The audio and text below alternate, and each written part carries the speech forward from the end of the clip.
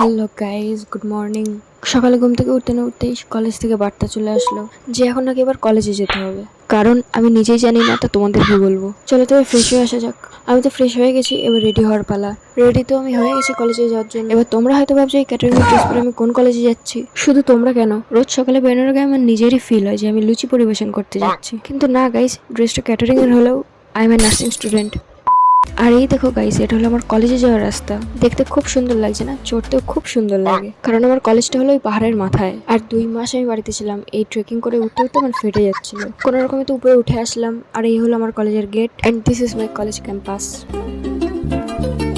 কলেজে তেমন কিছুই কাজ ছিল না, বাস এই রেকর্ড বুকটাতে দুটো সাইনের দরকার ছিল, কিন্তু সেই দুটো সিগনেচারের জন্য 2 ঘন্টা বসিয়ে রেখেছিল। কি যে চলে এদের মধ্যে শুধুমাত্র এরাই জানে। তবে এখানে শেষ না, খেয়ে দিয়ে আবার আমাকে কলেজে যেতে হবে, because I have model exam. তোমরা তোমাদের এক্সাম হলে যাওয়ার আগে কি নিয়ে যাও? Pen, scale, etcetera etcetera. কিন্তু আমাদের তো নিজেদের আনসার শিটটাও নিয়ে যেতে হয়। কোন কলেজে যে এসে পড়লাম রে ভাই। তোমাদের কলেজে যদি এরকম জ্বালায় তোমাদের, তাহলে কমেন্টে জানাও।